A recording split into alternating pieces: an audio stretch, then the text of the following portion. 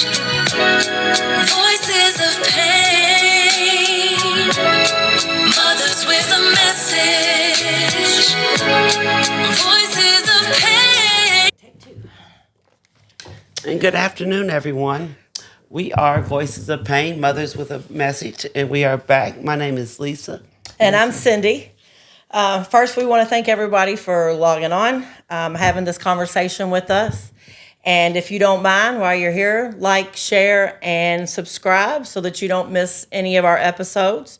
I want to first apologize because we have not been on here for a month or so. We have had lots of technical difficulties with our equipment and with ourselves.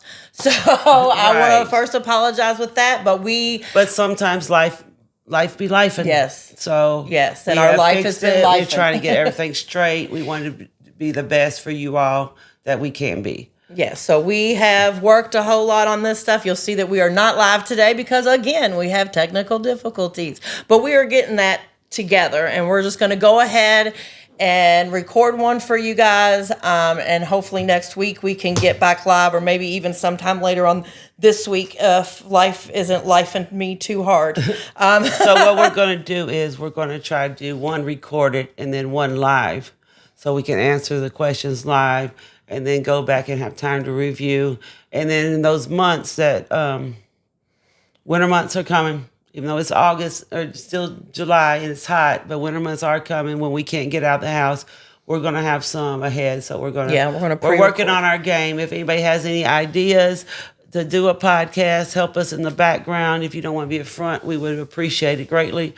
If anyone you come and join in. There's room on the couch. That's right. There's room on our couch. 2 more speakers and 12 seats. So they're, so we can all squeeze together. That's This right. is a lot of love on this couch. So I'd like to start the show today by doing a little icebreaker. We do a lot of this in our Monday meetings. Cindy, I do know you. We know each other. We've known each other for almost 4 years now, going on 5. And I'm thankful for Cindy. I just want to give a shout out to you today. I'm really thankful for you. We got a recognition. I recognize you, Cindy. Okay. So the question today is, and if any of you want to answer in our comments, we do get back to you on the comments. Yes, we will. So what is the one thing you would go back and tell yourself when you got the phone call? I think I would literally just hug myself. Just give myself I'll give space you a hug and now for that. But that's okay.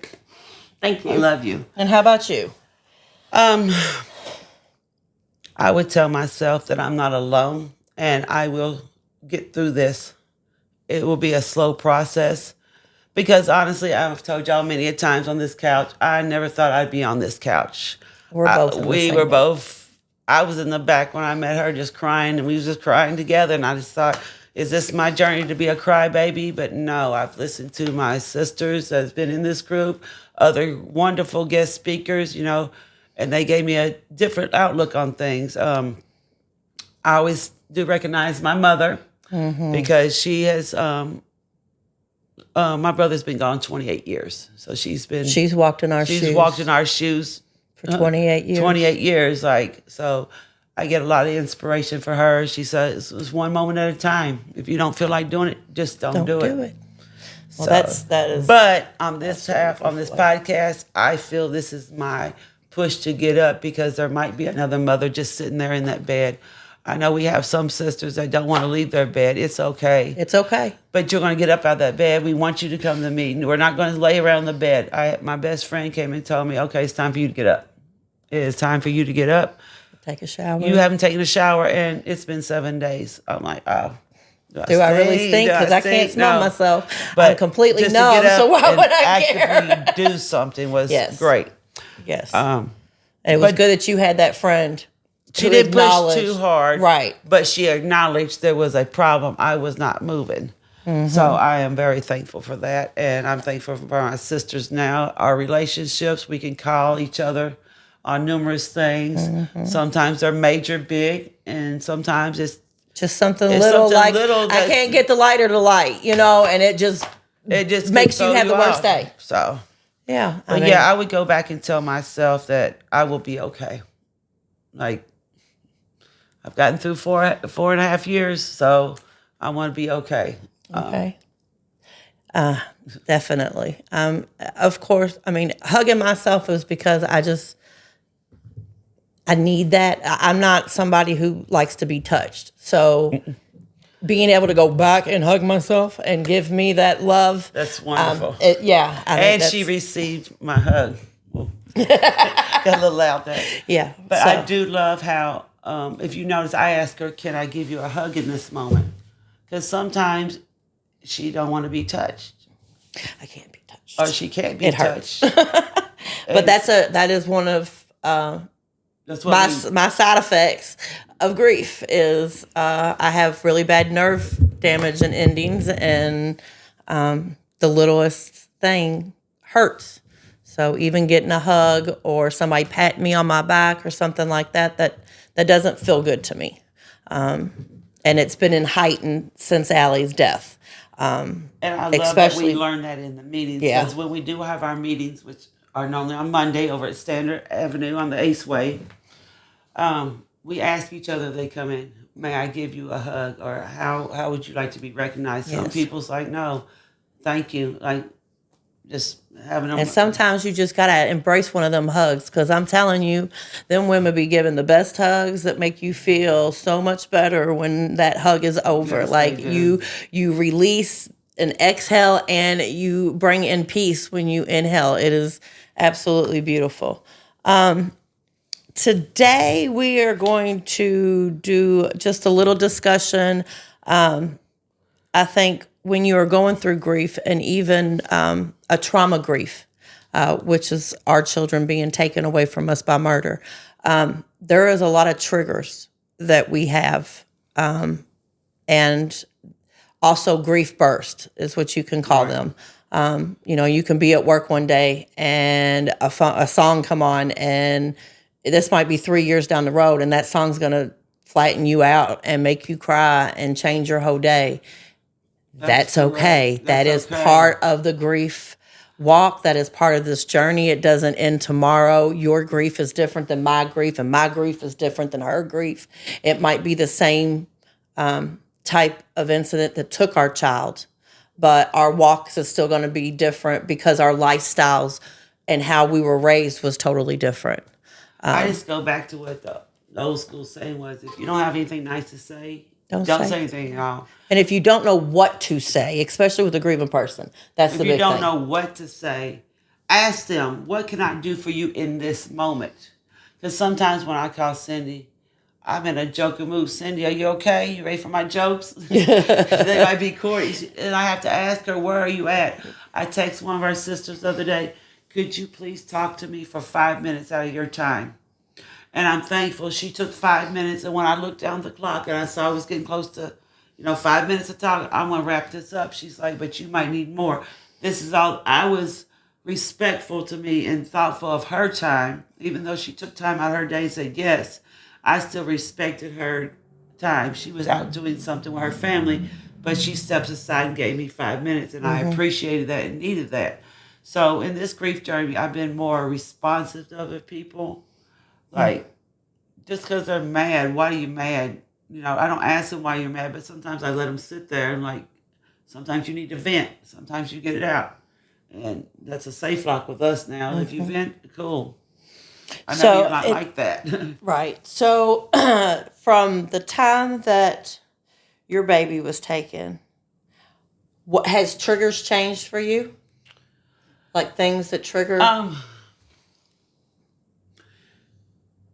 I don't say it's been easier. I've been able to deal with some things that don't trigger me other than others. When it first happened, I was hyper oversensitive of everything. If you said boo, and I would boo hoo. If I saw something at Dre's, I didn't want you to touch it, or I just held on to it. Over time, I've learned to live with it differently and put certain things in their places. And it doesn't bother me as much. I can now pass roller coasters without crying, knowing me and my son, like front row, hands up on the roller coaster with his grandmother too. So Yeah. that was our thing. I can now pass by. We were here in Louisville, Kentucky Kingdom, without crying. Even though me and Dre never rode at Kentucky Kingdom, that triggered me. Because it was a roller coaster. Right. Certain songs, they're emotional, but it's more, okay, Dre, I think he's thinking of me when a certain song comes on instead of boo-hooing. So I would say I've learned to deal with it differently. The triggers are still there. The triggers are there, and if you're talking to me and I ask you to please stop and you don't, I have to remove myself, from the, okay, I got to go to the kitchen. I got to go to the other room, or I got to step outside if I'm at a public event, or I need to step aside. So that's what I've learned to do, and like stop. And I love our breathing techniques we do, and just breathe and be like, okay, they don't know that this is triggering me, so let me take a moment. I did love how when we're together at certain places, like we do see each other randomly out in town, it's always, hi, how you doing in this moment? So if I'm having a moment out and I see another sister, it's like, yes. And me seeing another sister does help me more. Sometimes you're out there in the stores by yourself, and I don't do stores by myself. it's I will hard to do. never I catch need- me in a store by myself. I You need wouldn't have somebody before. with me at this moment. Yeah. Sometimes still. Yeah, I can't do big grocery stores. I feel like I don't have enough exits. I don't have enough places to get away. The PTSD of Allie's Right. murder has put me in a spot where I have to have 12 exits of wherever I'm at. I know exactly where all my exits are and places to hide and things for self-defense. Like I'm on 1,000 on that. But just real quick, I'm going to go over some other triggers real quick that other people might have that they might resonate with. The first time you laughed or smiled, that was a huge trigger for me because I didn't think I should. The first time I went to a party, I felt like all eyes were on me to see how Lisa was going to end. act. What is her little story going to be? And I'm trying to be respectful. So it threw me back a minute on that party because I ended up just walking up to the lady, embraced her for her birthday, did what we did a shot, and I left the party because everybody kept looking at me on how I was reacting. Why is she crying? I'm hearing whispers. Is she okay?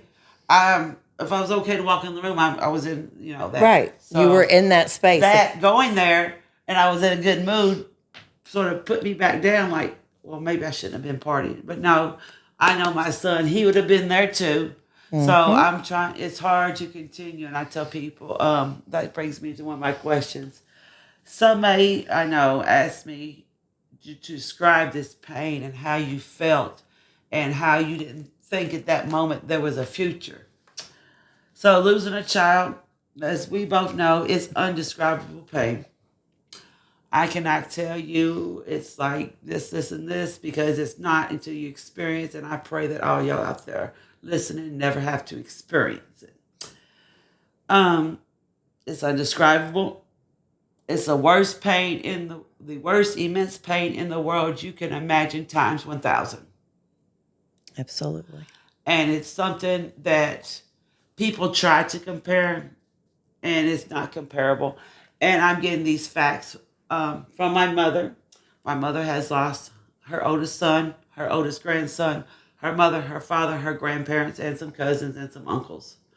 She said the worst pain, and she's also lost her husband of many years. So she said it was her son. Still, after all these losses, then it was her husband. Because, that's your mate for life, but that was her child for life. He was supposed to bury her. So, and I've gotten this from other mothers. I don't know about you. Have you asked other mothers? Because I was questionable because somebody's like, well, I lost my mama. I know how you feel. No, you don't. And I'm sorry. I don't, fortunately, I don't understand how you feel either because I'm blessed to still have my mother and very thankful. So it's not comparable. No. Before Allie was murdered, I had lost several family members. My best friend was my grandmother, and I lost her. And she died of cancer back in 2005. It's been a long time. But and I lost my father after Allie's murder, and there's still nothing that compares to losing a child at all. Oh my God. Sorry about that. I have people trying to call me when they know that this is what I'm doing on a Monday afternoon. So no, please don't compare. Ever. And if you've lost a child, you know how that mom feels. Not exactly, because everybody is different, but you probably experienced some of her thoughts. Like I told somebody I didn't want to live no more. I wasn't suicidal. And please do not kill yourself. It's not worth it. There's a difference, I feel. I wanted something to happen to take away the pain, but I didn't really want it to happen. But I didn't care about anything at the moment. I will say in my walk, I'm not afraid to die anymore. I'm ready whenever it is my time and God takes me. I was before terrified of dying and terrified of everybody else dying. But my spiritual walk, I know that there is a better place than where we are now, and that if I am a good person, I will be up in the best place. And that is how I walk my life now because of that. I'm not worried about that, but I do. I love a little more. I send out texts, I send out texts to people because you never know. Even the ones who come before us, the leaders. Sometimes with Miss Rose, we love her to death. I just text her, "I love you, thank you," because I watched them and watched them. You know, we've had several speakers, and they need love and care too. And they're putting on they have to come and perform and do things daily. And people are like, well, do they get a rest? Do they get a moment? So sometimes it's just something little, Hey, I appreciate you. I don't think that my earbuds is working like yours. We might have to turn it up. Okay, never mind. I can hear you now. I think I'm sorry, y'all. The it was just the microphone. microphone wasn't. I was like, wait a minute. I'm not like hearing you like I was before. Now, I will say I did experience something. Since Dre has passed away, it's been hard for me to attend other people's funerals. My friend of 34 years recently passed away. I pushed myself to go to her funeral, and let me tell you, it was a beautiful celebration of life. Not going to get details. She did pass away from cancer, but it was a beautiful celebration of life. So my fear of going to funerals for a friend, I'm like, oh, I don't want to go. I can't do this. Like sometimes I just had to go, and like that was different than a child. So I didn't see my baby in the casket up there. I saw my friend Connie. May she rest in peace, and it was peaceful. And like, I knew she wasn't in pain no more. Mm-hmm. Now, did I say that to the family members? No, I knew that mentally because sometimes you just don't say things. They might have said it themselves. So within my grief and learning from this, I knew what to say to them. I love y'all. I'm here for you. Your mother was, we told stories. She's like, what did y'all know most about my mother? I'm like, we know she loved to party. She was the life of the party. So I did get to experience that fully, and I didn't have regrets about going. I was apprehensive about going at first. So that's something, and that's a big accomplishment for me. Right. Just to let y'all know, if y'all following us, like that was something. Well, the pain to me is like a roller coaster.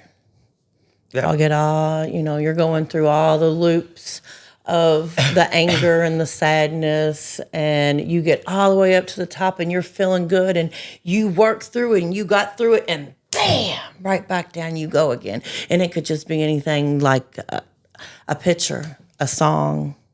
I rode past her apartment the day 14th, a Saturday. The 14th is really hard for me. On a normal basis, even 6 years later, the 14th,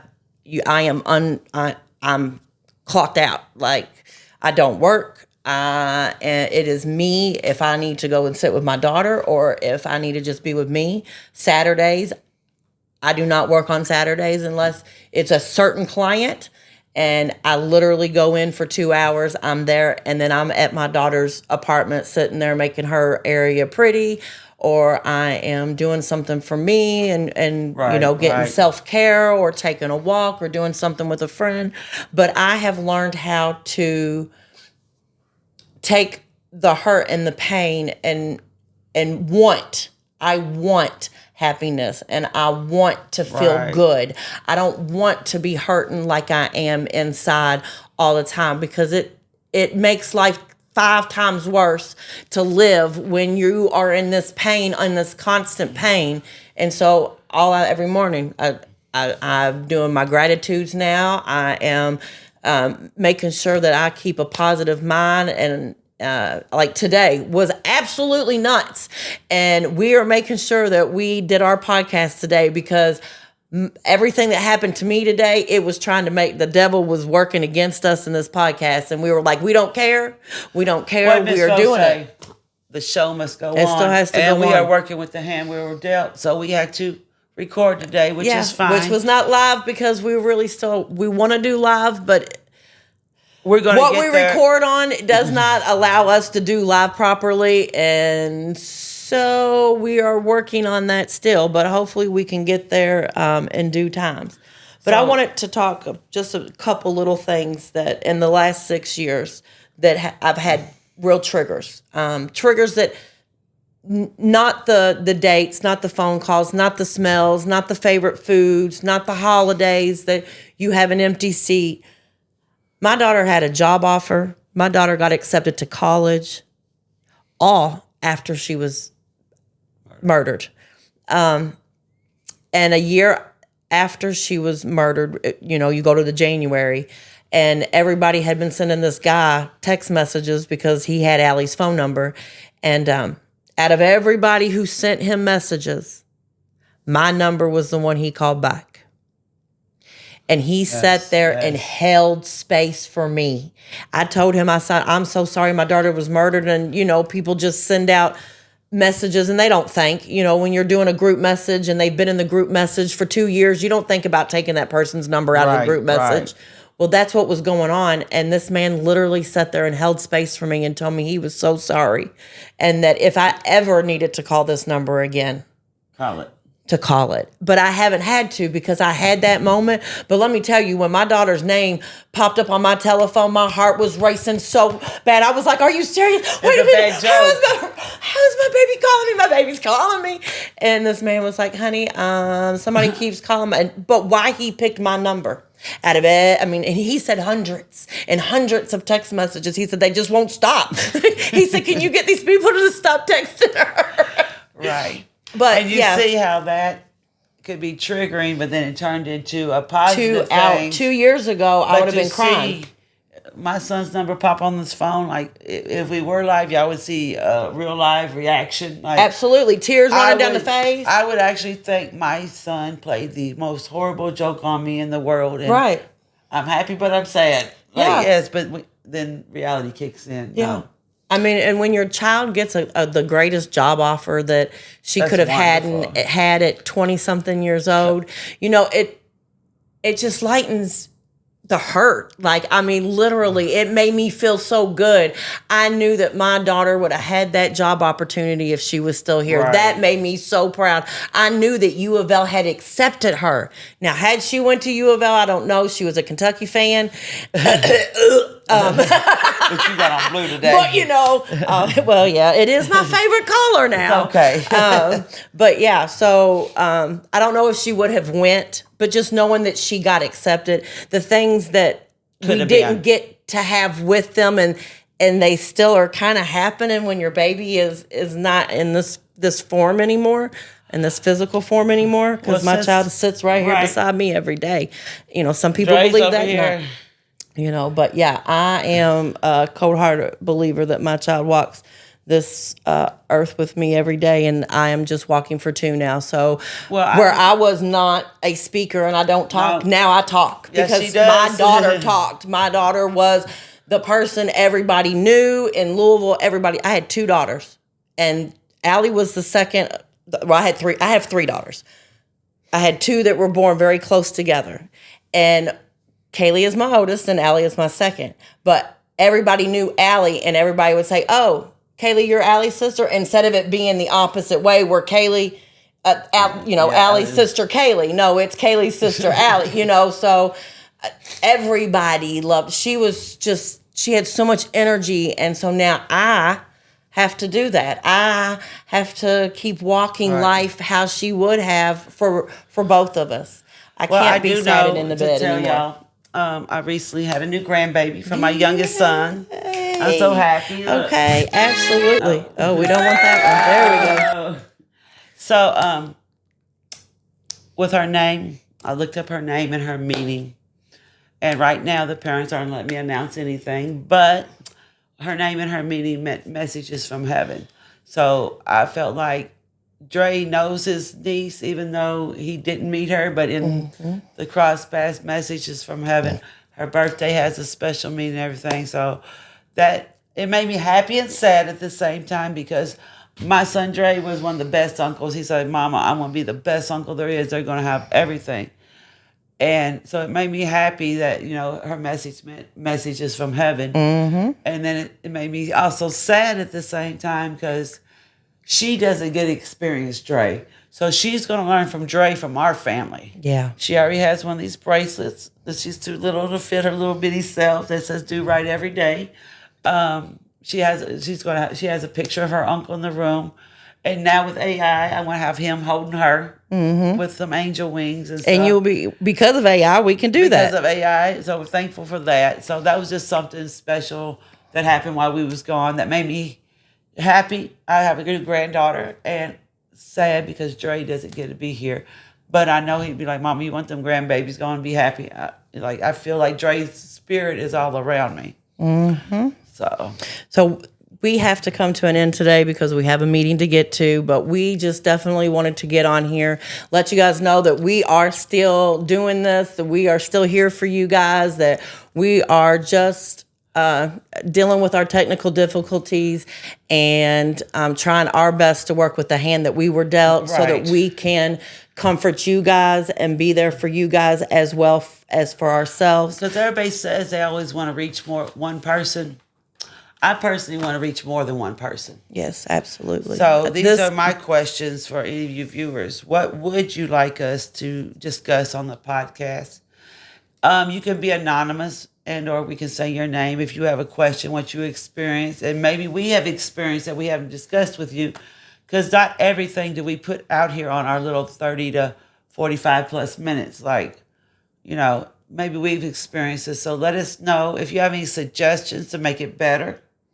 Please let us know. And we also love the constructive criticism. Be kind, but let us know, in a respectfully manner. Right. Do you have any numbers for us, Cindy? Yes, I do. So as of today, it's saying 50 this year, and that's homicides.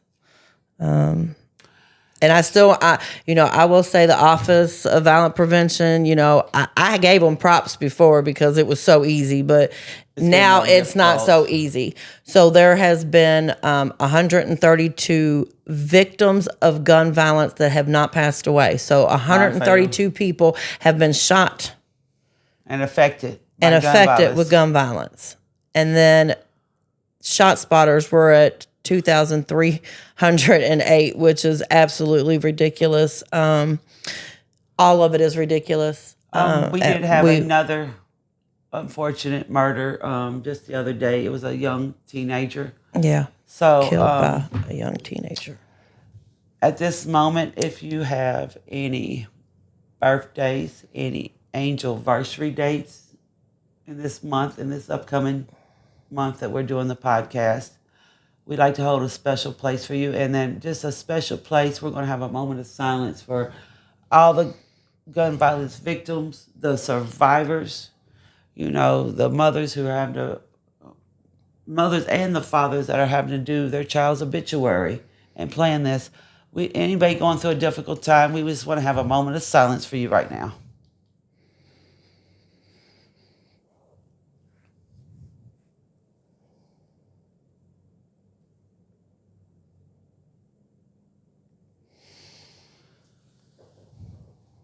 Okay, as we do that, we're going to have to End our our show. session. So we're going to end it with our normal sayings. My name is Lisa. My son, Andre DeVille Scott Jr., better known as Dre, was murdered on December 9th, 2021. In honor of him, I ask everybody to have a Dre Day, D-R-E. Do right every day and be somebody's light.